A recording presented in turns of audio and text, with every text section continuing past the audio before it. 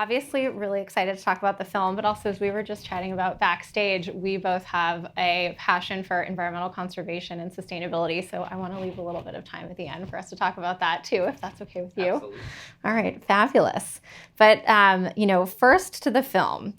So I know Motherless Brooklyn is based on the novel by Jonathan Latham, and I understand from my readings that you both were looking at making this into a film for over the course of about 20 years. So I was curious to hear about that journey of adopting this great novel for the film, and sort of how did you get to this place with this beautiful film today? It's when people say, "Oh, you've been working on it 20 years," I want to be accurate and say, like, I read the book 20 years ago. Fair enough. And it was everything that the film became in its scope and its vision was not. It was not a high-minded impulse when I read the book. It was purely a greedy actor going. That's a great part, and I want it for me. Like I want that gig. Like that's hard.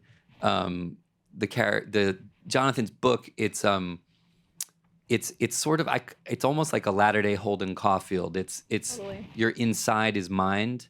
The way you hook into the character it's because you're inside the mind of this guy who's a real hot mess because he's got Tourette syndrome and obsessive compulsive disorder, and he's just like he's smart and sensitive, but he's his condition is very chaotic and funny and painful, and it's the whole experience of the book is riding the mind of this guy navigating his mind, and I think in a funny way I think we all relate to that because we all know we're crazy in a way. Like we know what really goes on in there. We know the crazy looping obsessions that we've all got. We know like that if the voice in our head was yelling some of the things that we're thinking out loud, it would be real trouble, And he's it. He's like what we're terrified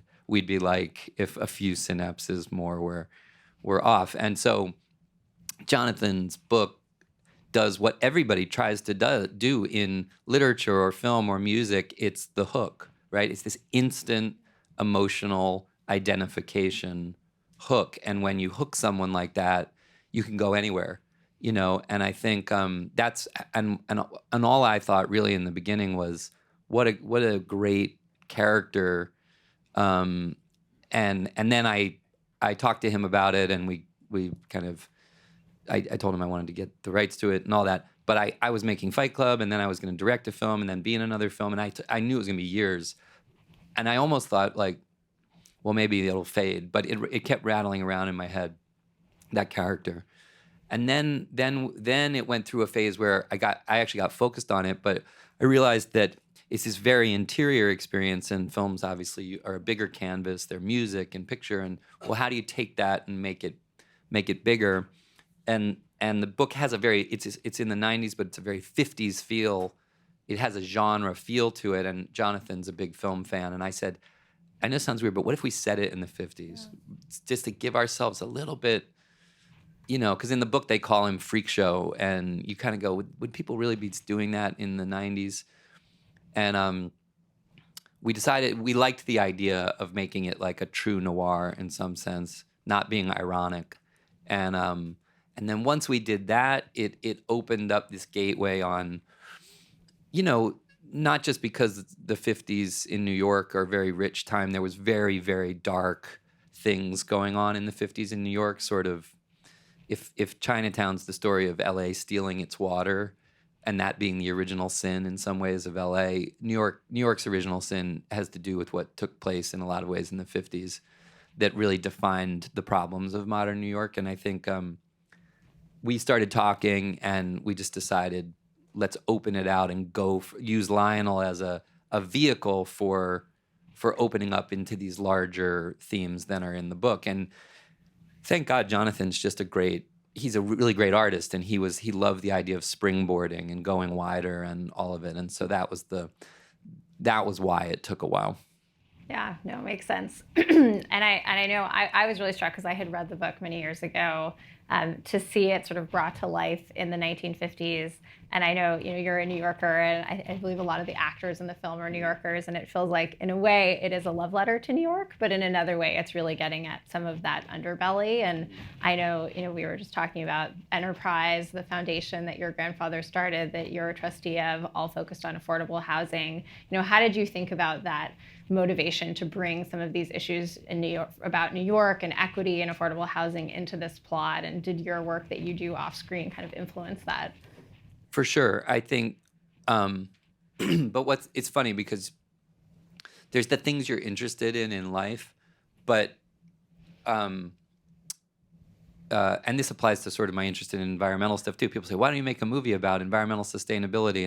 And even I go, snooze, like, I would love it. Right. Although, because so there's the things we all work on. There's the complexity of life. There's documentaries and books and there's films, right? And narrative films have to function in a different way. They polemics don't tend to, I'm not even talking about in a box office way. I'm just saying, like, art, when art polemicizes, it tends to become like what Joseph Campbell said was like opaque to people. It's like you're talking at them. You're not creating a transparency where they see themselves in it.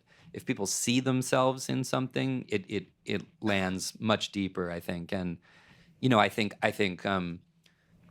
Avatar, I think what Jim Cameron did is actually the most genius move. If you want to talk about environmental values and values of sustainability, he created a mythic story in which being part of the extractive industrial world is awful and being integrated is great. In his integration, you're in 3D, right? You want to be there, and it's a very visceral. He achieved great mythic visceral experience because you want to be a Navi. You don't want to be like, Giovanni Ribisi and the raping like machines, like killing the trees, right? I think I was interested in the things that happen in New York, not just in housing, but just the way that we tell ourselves stories in America about what, who we are, what our value system is, how the system works. And one of the things that's been great about noir films at their best is that they peel the corner back and say there's a shadow narrative that's going on all the time in American life, in which power is accumulating in places that we didn't put it and where it's not supposed to be. And things are happening that are affecting us. And the thing I love about the noir detective, whether it's Bogart or Nicholson or whatever, is that they're not really moralists. They're not crusaders. They're certainly not polemicists, right? They're kind of like operators. They're very American. They're doing their job and making a buck, and they're not really out there on the barricades. But as they start to poke into the shadow story, they get more and more irritated at what they find and they kind of become us. They're that part of us that goes, look, I'm trying to just live my life, but I'm starting to get the sense that someone's trying to put something over on us, and it's making me mad. And I think that makes those films very American. It's a very American impulse to say, hang on a second, if what you're doing in the shadows is getting really antagonistic to the rest of us, we're, like Nicholson says, how much is enough? We're gonna start to say there's a line here that we won't tolerate, and I like that. But you got to find a great way to tell that story, right? And the thing is that I thought this Tourettic detective was a really interesting way, because I think you root for an underdog, and when you're rooting for an underdog, you'll go a long way with them. You'll get lost happily, and you can get into some of these bigger ideas about the consequences of of not seeing the ways in which the system we think we're living in is being corrupted. Yeah. And sort of on your character, Lionel, who I thought was so beautifully drawn. And as you said, he's a detective. He also has Tourette syndrome and obsessive compulsive disorder. Obviously a very complex part. How did you prepare for that? How did you get yourself into that character? It's not rocket science. I mean, in the sense that Tourette syndrome is not something that's not well documented, right? So there's Oliver Sacks's book, and there's at least 2 really good documentaries, and it's not hard. I have a friend who's a corporate litigator in New York who has Tourette's. The thing that Lionel does of sort of stretching his neck and jaw compulsively is what my friend does. Most people don't even think he has Tourette's. He just they think he's got a kink in his neck, and you just have to. It's like it's like an external clinical investigatory kind of process, and then you've got to work on it in a way to make it to decide creatively, like, what's the grab bag of manifestations of it in this character, because Tourette's expresses itself in very individualistic ways. No one has the exact same grab bag of physical twitches, vocal twitches, compulsive behaviors. It's very, very creative in the way it expresses itself in people. And so I took things from one person I met and things from another person, and there's the character when he's feeling connected to someone, he has a compulsion to tap their shoulder in a rhythmic way, and there was an NBA player named Chris Jackson who talks about that. You can actually see in the NBA game films when he's guarding someone, he's doing 1 1 2 1 2 3 on their shoulders. It's really. And I love that, because I thought that's sweet. That's not destabilizing. That's actually him connecting. So you work it together, and you rehearse it, and you have to kind of get it into the intuitive place, so that you can perform it. But it's just as important to kind of deal with. What's trickier is really more you don't want to reduce a character to the condition. Right? Yeah. That's to me, the hallmark version of a thing is like, this person has cerebral palsy, so they're a hero. It's like, no. What's interesting is more the Jim Sheridan, Daniel Day-Lewis version of that, which is, yes, this person had cerebral palsy, but he resisted. He was a poet. He was a drinker, a son of a bitch. He was very lusty. He's a fully complex human being who also himself has to grow up and learn to be kind, and that's why that's a great performance. Not because he does a terrific job manifesting the physical, affliction that he lives within, but because he creates a portrait of a complex human being, and I think a lot of this one, it was actually I wrestled less with how do you portray Tourette's, and more with the idea that's sort of expressed in Tom York's song, that like you can get down inside your own daily battles to such a degree, you kind of give yourself a pass on responsibility for the wider world, and that's problematic if we're not all, whether you have Tourette's or not, kind of lifting your head up and going, there's stuff going on. I've got to be a part of the fight. Then we're lost, And I think I like the idea that he has to grow up. He can't be. He's got to become his boss and step out of his comfort zone. But he's actually got to go further. And if he wants to be around someone like her, he can't be passive. Yeah. And I think that's more. Figuring out how to shape that story is more difficult than figuring out how to like twitch and shout. Yeah. And so you brought up the role of music, which I feel like the film has a beautiful score, and music plays a really important role, specifically jazz music. I'd love to hear more about, obviously that was a piece of setting it in the 50s, but how did you think about that choice and the role that jazz music played sort of throughout the narrative and for your character? Yeah, I mean, the experience. Again, part of the reason these things take time and have to gestate is the best things are always people throwing in what interests them, right? But sometimes those mashups, they aren't sort of formulaic, right? So I had a lot of mashup. I'm saying, you know, it's a little bit Rain Man and a little bit Chinatown, and people's eyes just go, it's like two great tastes that taste great together. Like, people are not buying that's peanut butter and chocolate. They're like, Rain Man and LA Confidential, like I don't get, like, what, you know? And then on the music level, I was sort of saying, like, it's like Radiohead and Wynton Marsalis, and people were like, I love them both. I don't think they go together. Like, and that's when you just start getting, like, you have to find people who are on the same wavelength, and on some ways you have to make this bet, like, that you can create novel, interesting, original things in these integrations that don't seem obvious. And I you know, I like so many, I'm a huge Radiohead fan. I've known Tom a long time.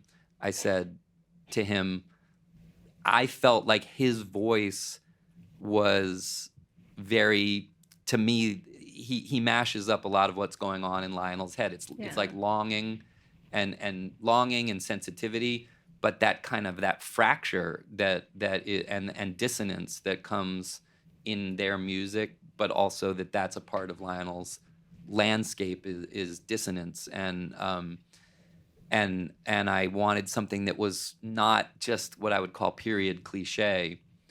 So I sort of said to Tom initially, like, you know, I said, I love that Billie Holiday song Strange Fruit, because it's mournful, but it's also very political. It's about living in the oppression of dark times, much more than most jazz. It's got a more political bent. Yeah. And I said to Tom, like, pretend you're Billie Holiday and I said, I want something that's like, feels like it's plucked from the past.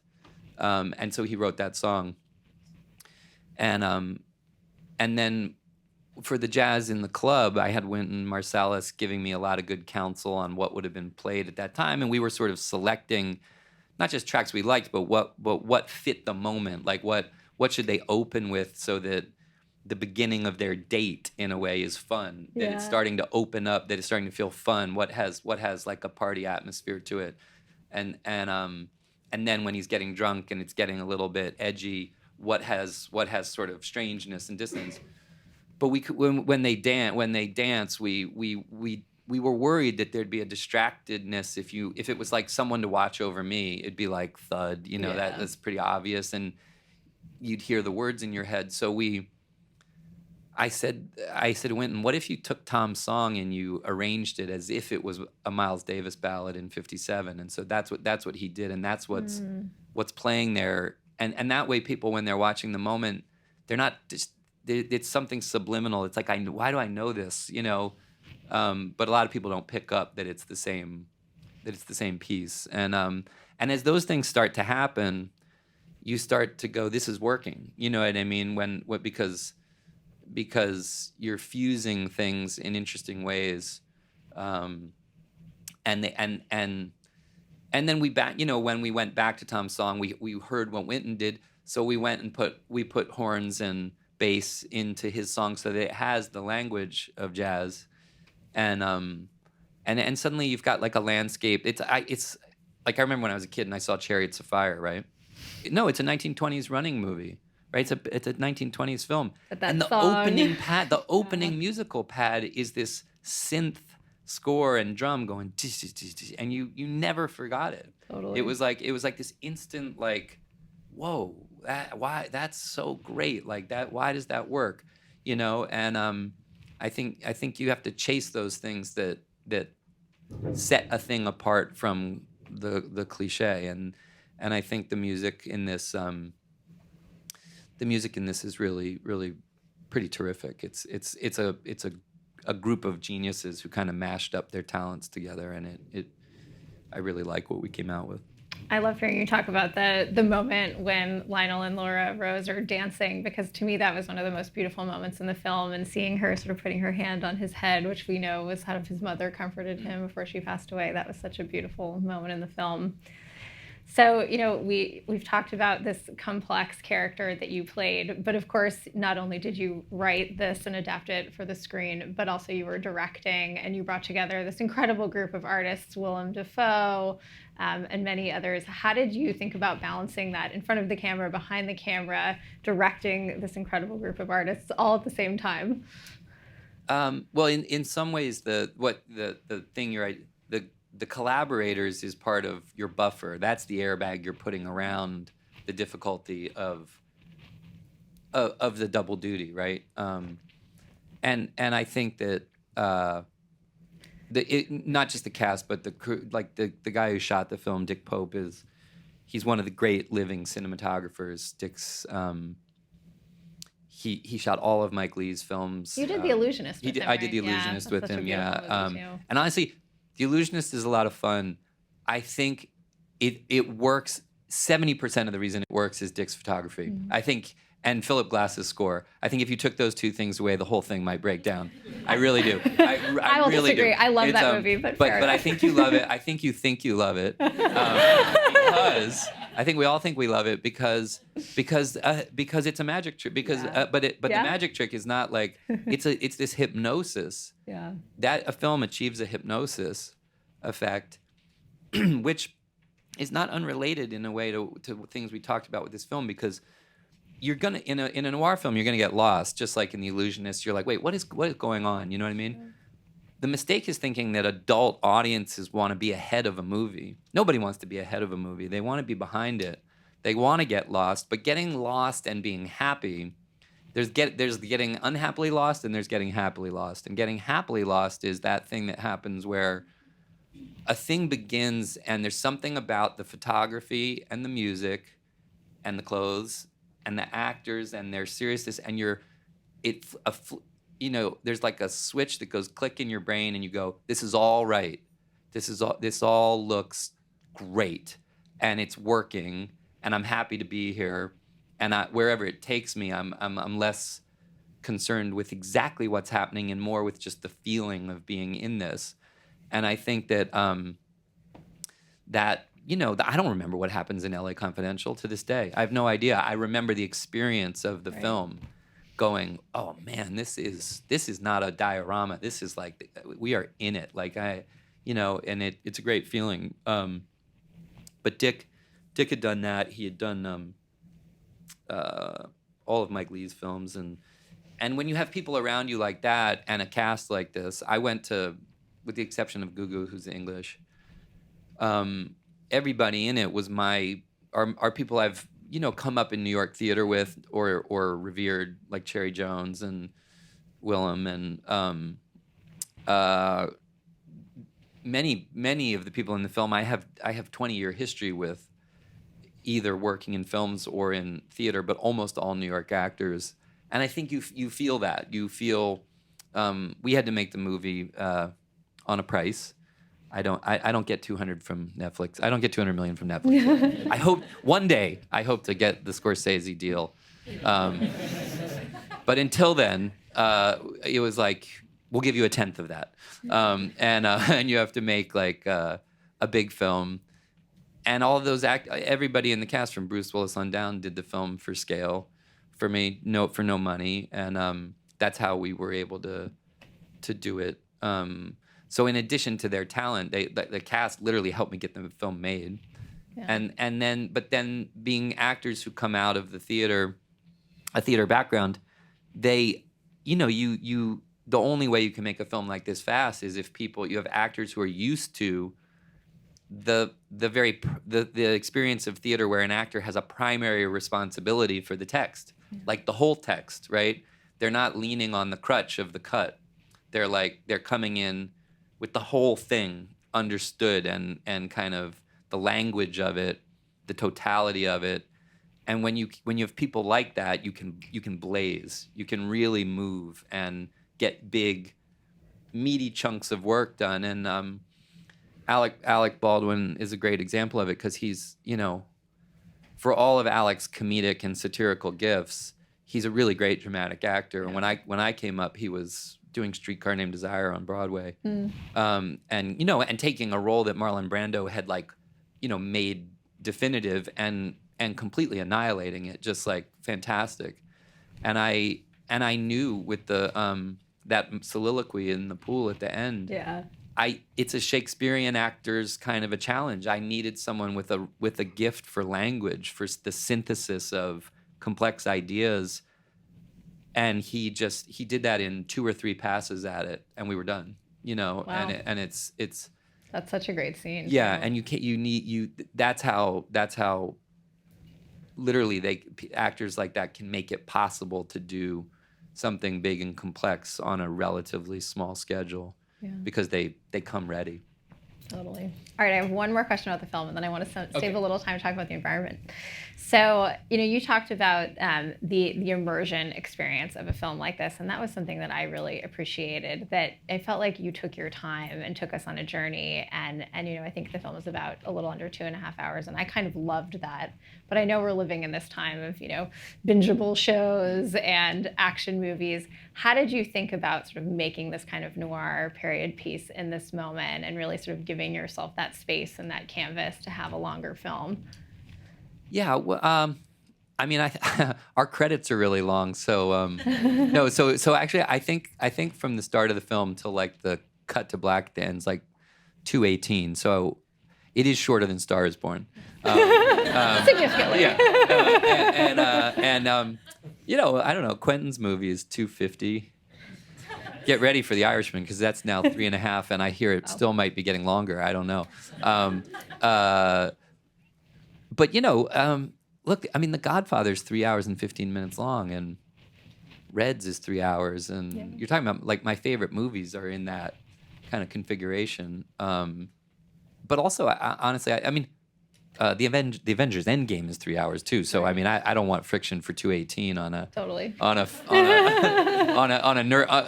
If fast food can be 3 hours and 15 minutes, then hopefully a good meal, a nutritive meal can people can handle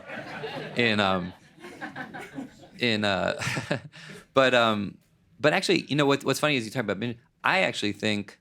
I think lots of the things people say about the change in the world and Netflix and streaming and all these things being, somehow antagonistic to the theatrical film experience. I just don't agree with any of it.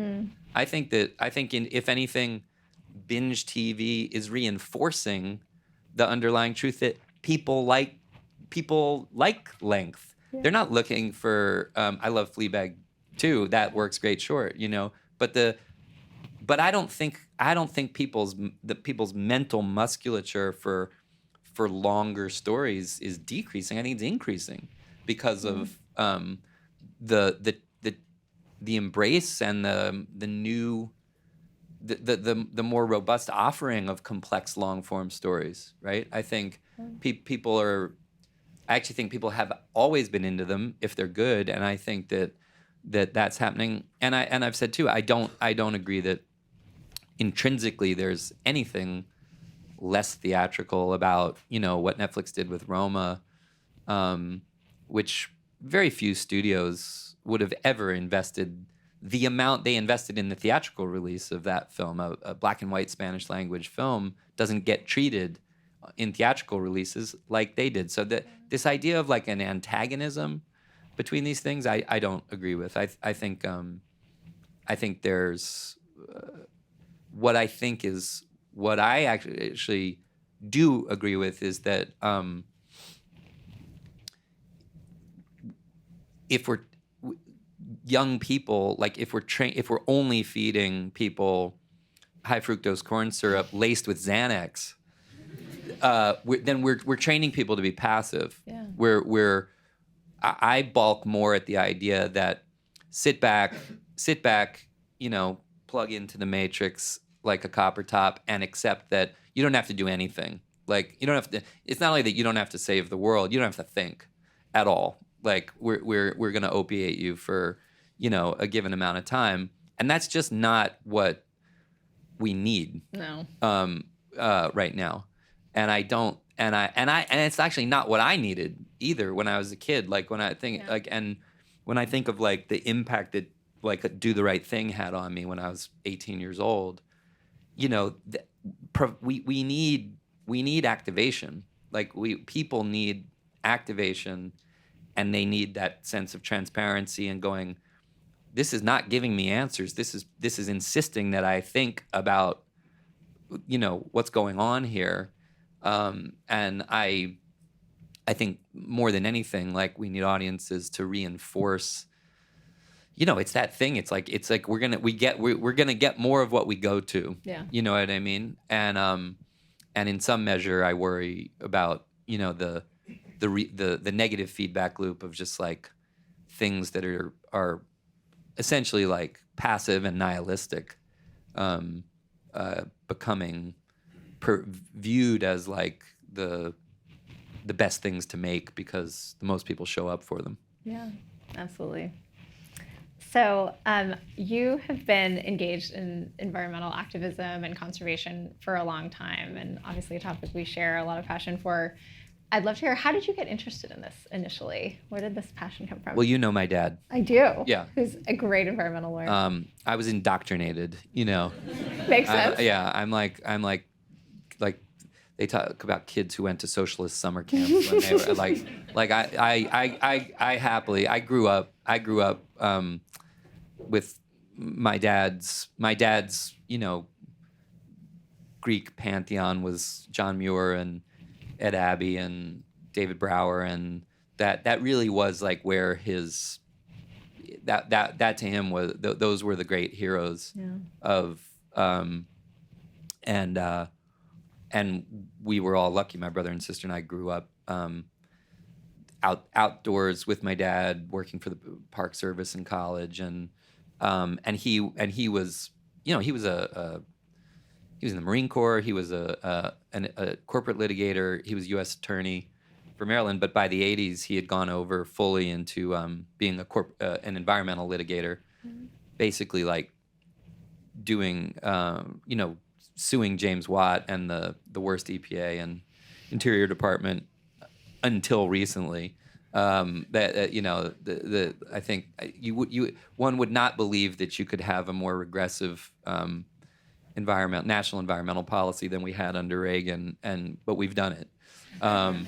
And I think, but he cut his teeth. A lot of what you'd call the modern environmental litigation strategy, that wasn't that wasn't how people fought for in the 70s and the 60s. It was a much more spiritual, it was an invocation to the spiritual value of nature. And by the 80s, it was like, we have to sue these assholes. Like they're, and I think a lot of, NRDC, Earth Justice, the great infrastructure we have now for environmental litigation grew up under people like my dad. Yeah. And that's, where it all comes from for me. Makes a lot of sense. And, how do you think about, we already talked about this a little bit, but the role of Hollywood, the role of media? You pointed out Avatar as a great film that actually really sort of, brings these themes in, but you said you would find it a snoozer if you made a film that was about these issues. What is the role of media? How do you think that Hollywood and the, entertainment industry can help build awareness, wake people up, get people engaged?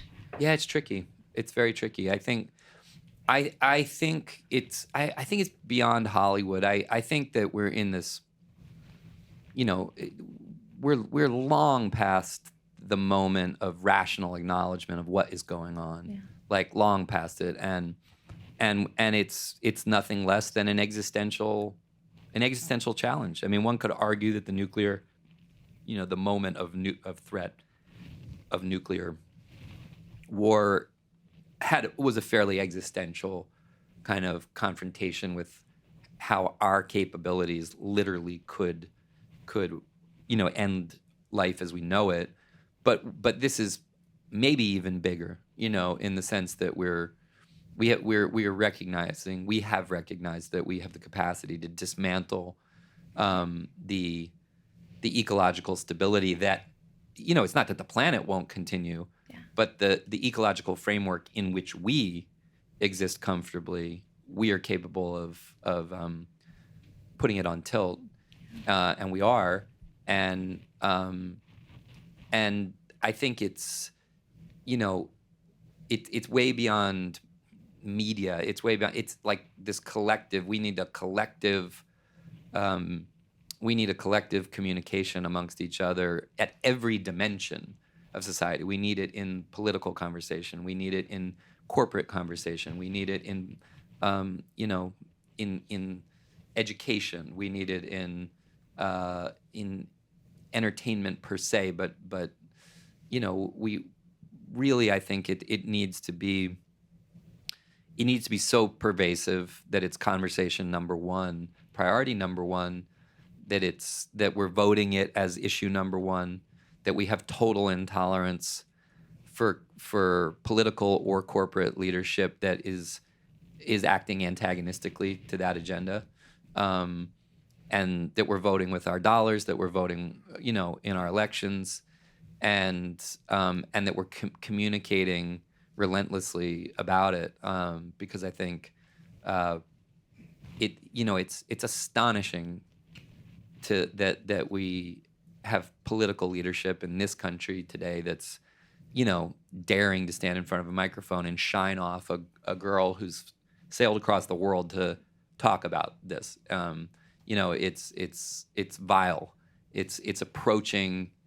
It's approaching sort of the vileness of Holocaust deniers. It's people who are literally, like, for the most craven of reasons, dismissing children and their concern for their future, for the shortest term dead ender financial maximizations, and it's nothing less than that. And I think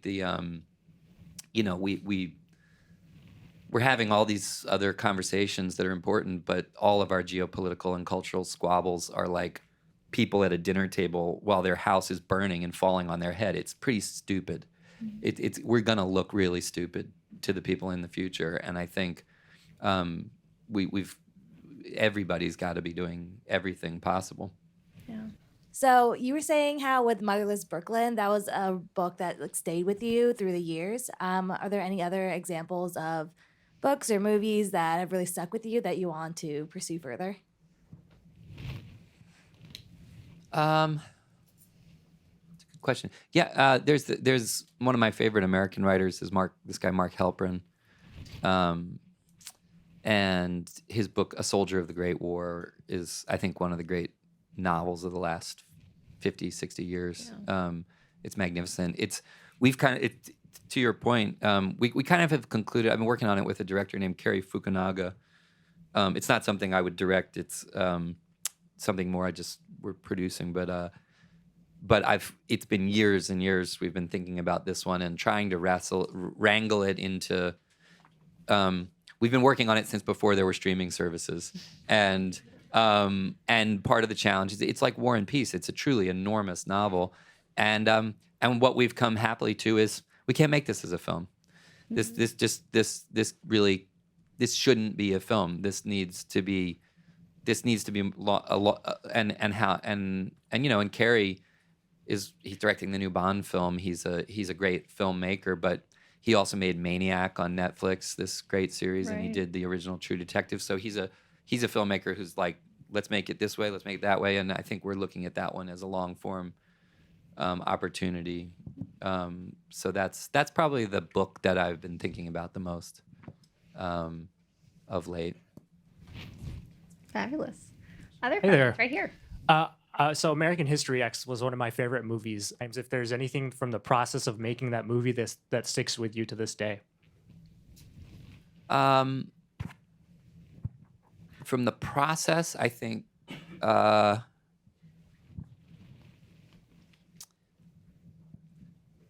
well, I mean, I my friend David, who wrote the original script, and then we worked on it together for like half a year. The funny thing is our thought was, our thought at the time was, not to sound highfalutin, but we were sort of like, well, what's great about like Othello and Macbeth and they're tragedies, right? They're tragedies, and they have these very heightened characters who are, in some ways, larger than life. They're not like peons. They're generals, and they're things, and they have all these great qualities.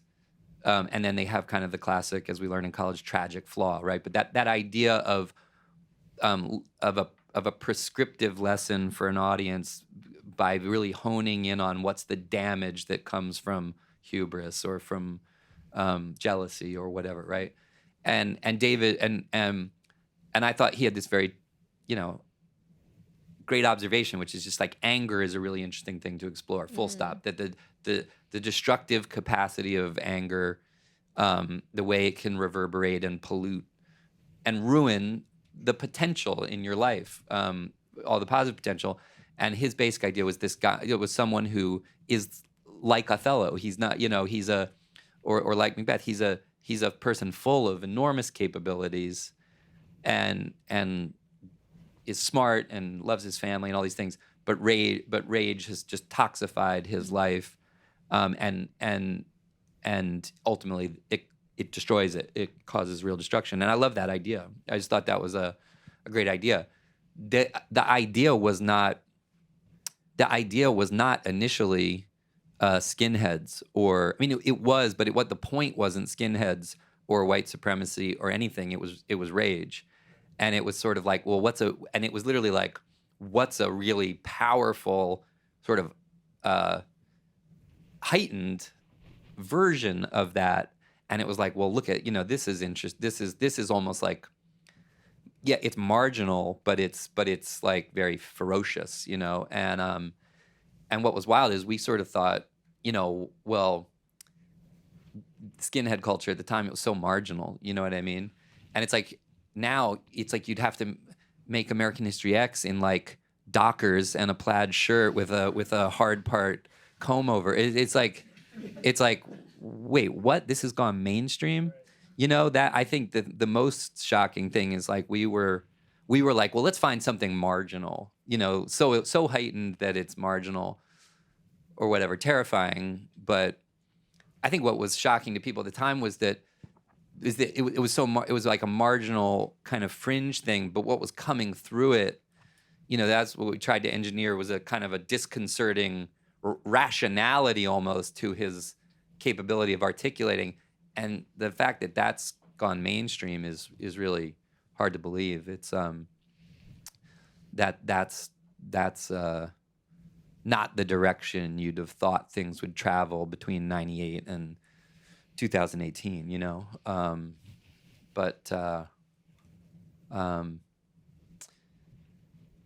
I don't remember. There's things about making it that you forget. I can't remember. I have really fun. I remember there's that scene, the famous scene of him, killing the guy in the street and turning in those super slow motion shots and everything. And people always talk about that. Sometimes you see clips of that and everything.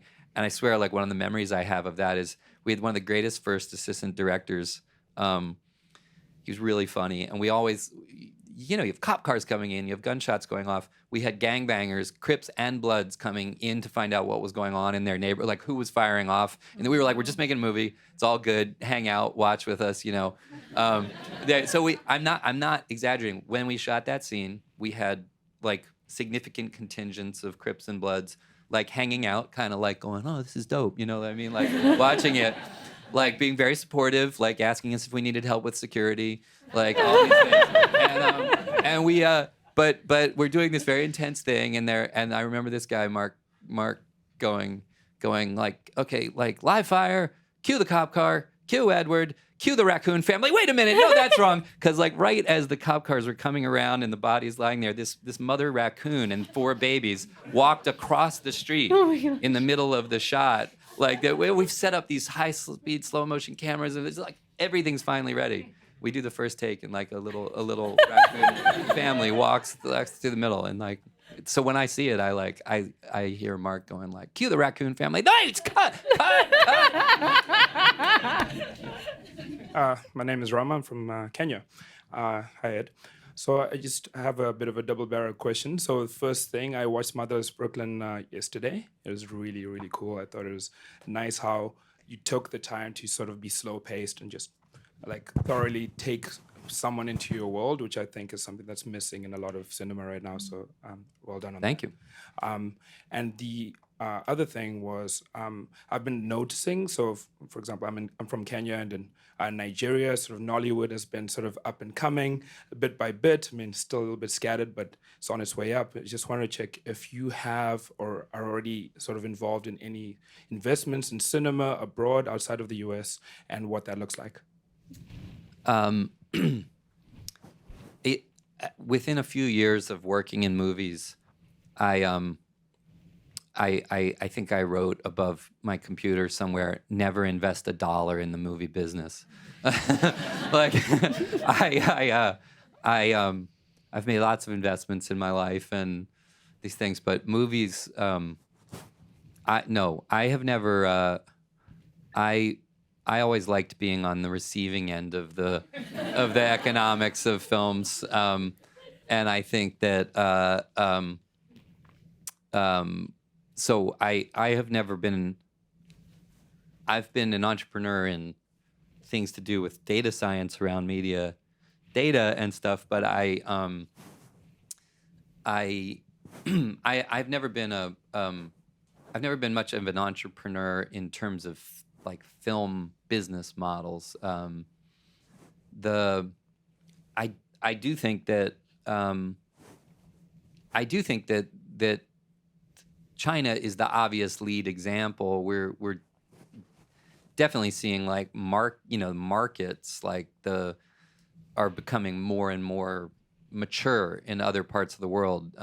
Bollywood, obviously, like you said, the Nigerian film business is really becoming the hub of African film, not Nigerian film. If you're anywhere in Africa and you're seeing content on the things, it's generally coming out of Lagos, right? But which is fascinating, and not dissimilar in a way to the way the American film business built out there in the desert in Hollywood. It was like it wasn't it was on the fringe. It wasn't where you would think the Dream Factory would be, but I think that one of the conundrums, I think, for